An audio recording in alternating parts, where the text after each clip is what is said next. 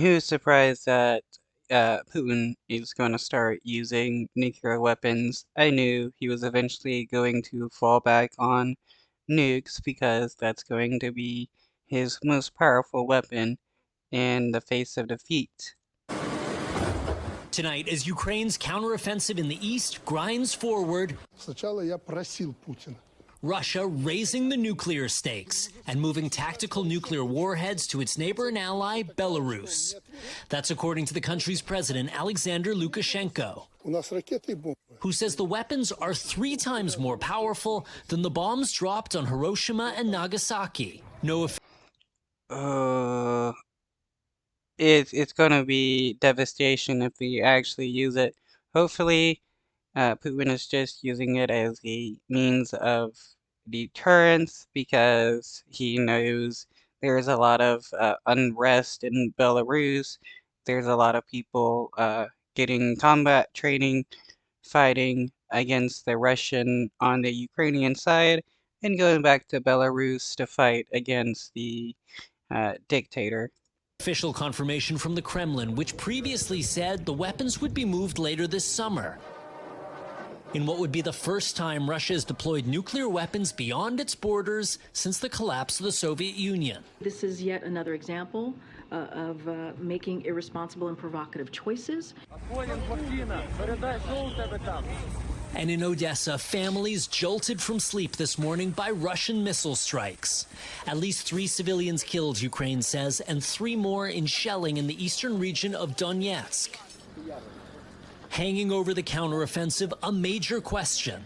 How effectively is Ukraine using the Western weapons supplied by the U.S. and NATO allies? To get answers, NBC News analyzed video from both the Russian and Ukrainian militaries, showing different angles of a single battle. It's early Thursday, June 8, in the southeastern region of Zaporizhzhia, and a fierce firefight is underway. Analysts say this appears to be the first time Ukraine has deployed American-made Bradley fighting vehicles in combat. This one appears to hit a landmine, damaging the treads and immobilizing the vehicle. But the Bradley's design shields the crew from the worst of the blast. They deploy smoke canisters to hide their movements. And when the smoke is thick enough, they make a break for it. Here's that disabled vehicle in Russian drone footage. We match the layout of these wrecks in both of the videos. The battle ends with several Bradleys lost, along with German-made Leopard tanks. Russian losses, unclear. Retired U.S. Army General Stephen Twitty commanded Bradley. The United States should just be giving them their, more advanced tanks and weaponry than just giving them, a lot of their surplus military weapons and stuff that we don't really use anymore because we got better weaponry and stuff.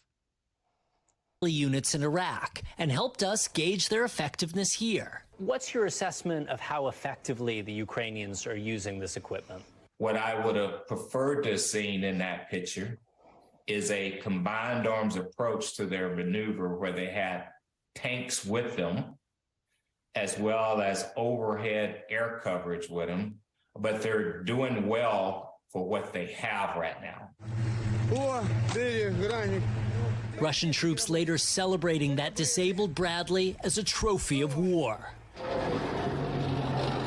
But the U.S. this week announcing it's sending 15 new vehicles as part of its latest $300 million aid package, resupplying a critical counteroffensive that's still in early days.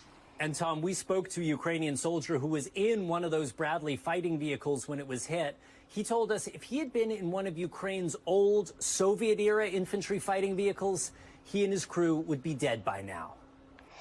Yeah, that's because the Soviet-era technology is just bad, and that is a lot of the weaponry and stuff that the Russian soldiers are using, which is why they are dying in record numbers as Putin sends just wave after wave of bodies against the Ukrainian people, which is not the kind of tactic that will prevail this time around.